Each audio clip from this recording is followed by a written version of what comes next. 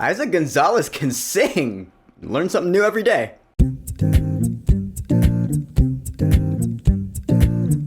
The Ministry of Ungentlemanly Warfare. So the Ministry of Ungentlemanly Warfare is Guy Ritchie's newest movie. You know him, he's been in the business for a long time. This movie is also based on a book, which is a true story. It's World War II, and Winston Churchill has a sergeant put together a ragtag team to sink a German U-boat. That'll slow Hitler down. So this team he puts together are people who don't do these things in the most orthodox fashion. It's an unauthorized mission, and so here we go. And this movie, I mean, from the trailer it looked like a blast, but for me it ended up being a mixed bag. Because on one hand you have this crew with Henry Cavill and Alan Ritchson and those guys, and their scenes where they're just jabbing at each other, they're bantering back and forth, they're so good. Henry Cavill's great in this movie, because he just has really good comedic timing. His character, he was a real person, Gus March Phillips. In this movie, he's so nonchalant about what he does. Like that scene you saw in the trailer where he walks in on this group of Nazis, and then he laughs at the guy's joke, and he's like, that's very good. And then he just wastes them all. That cracked me up in the trailer, cracked me up in the movie. I love that kind of humor. And then Alan Ritchson was also really good. Haven't seen him in a while. He actually had the funniest moment in the movie to me. I'm not gonna spoil what it is, but it was a dialogue scene and I just died laughing. But he's also a badass in this movie, dude. I mean, you see how ripped he is? Oh my god. But he's a killer shot. He's Legolas with the bow and arrow. He's that good. He never misses. There's a point where he shoots an arrow through a guy and it hits another guy. Yeah, that was awesome. So Henry Cavill and Alan Ritchson and their crew, they were the highlight of this movie for me. The bummer is then it'll cut to Isaac Gonzalez and this other guy. They are also part of the team, but they're separate. They're doing their own thing, you know, in service of the mission. But the bummer is their part of the mission just was not as interesting to me, because you have Henry Cavill and, you know, that whole part was so good. I was like, why are we cutting away from that? They're keeping the movie up for me. Isaac Gonzalez and the other guy, I really should learn his name. Babs.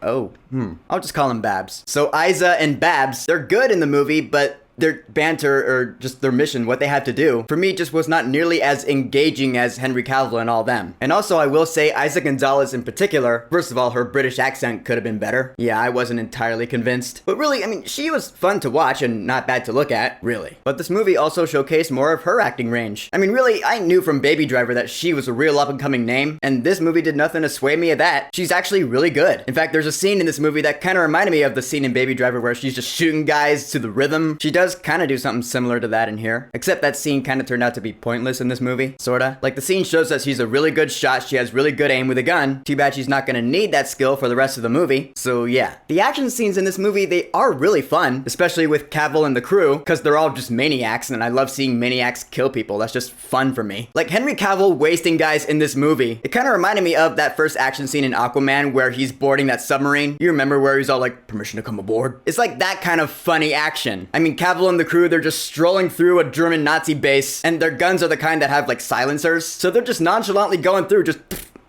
that guy, dead. It was funny, and that kind of funny action just never fails to entertain me. Just the way this crew carries themselves, they're so confident that they're not gonna die. They're just like, yep, this is just another day at the office for us. And I love that shit. But again, with the mixed bag, sometimes the action is really fun. Other times it's really shaky cam. Not the worst shaky cam I've ever seen, but still, like there's a scene where Alan Ritchson is tearing through these guys and the camera's just doing this. And I was sitting there in my movie theater seat going, how badass would this be if this were just a still unedited shot, like in a James Bond movie or something? Yeah, that would have been better. The real bummer about this movie is that the mission goes on for so long, and eventually the two crews, the two different sections of the mission that I was talking about, Cavill and the crew and Isaac Gonzalez and Babs, they do eventually meet up, but the mission, it does go on for so long that I'm like, alright, I started doing this. And I was leaning back in my seat going, alright, I'm just watching the mission, still going. And I realized that I wasn't really emotionally attached to anyone. Yeah, sure, Cavill and the crew were fun to watch, but just because they're likable doesn't mean I'm emotionally attached to them. I don't really remember the names of anyone else in the crew besides Isaac Gonzalez's Marjorie, because she's the only woman in the crew. I love Cary Elwes though, he's the sergeant that puts the team together, you can never go wrong with him. Yeah, because when Cary Elwes gives you an order, you better be damn sure to accept it, because he's Cary Elwes. I mean, come on. You've seen The Princess Bride, right? But yeah, it sucks. The trailer made the movie look like it was gonna be this good, and it ended up being only so good. Because it's true, I really wasn't emotionally attached to anyone. Not a whole lot of heartfelt moments in this movie. That was the real bummer for me. That's why I was so detached from it, because we don't really see anyone's family lives. Like, what are these guys really fighting for? Yeah, they're fighting to win the war, but what are their personal reasons for it, you know? Like, what do they need to accomplish for themselves? What are their personal stakes? You don't really know, because we never see them. And if a movie doesn't doesn't include personal stakes, then the characters are not as relatable in my opinion. So that's what this movie lacked for me. But I'll say the musical score was really good. It has that kind of Western feel, like the main theme is a whistling tune.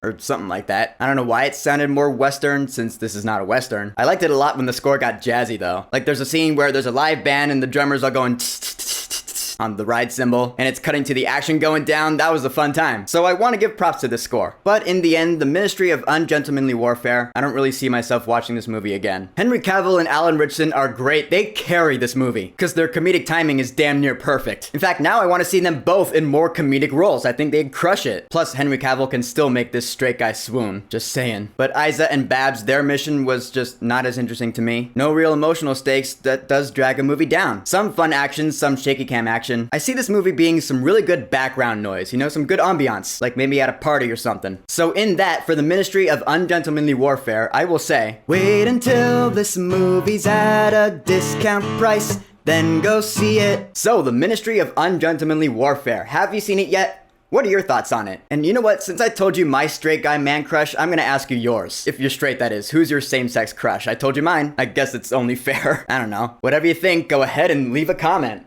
And of course, thank you for subscribing. Peace!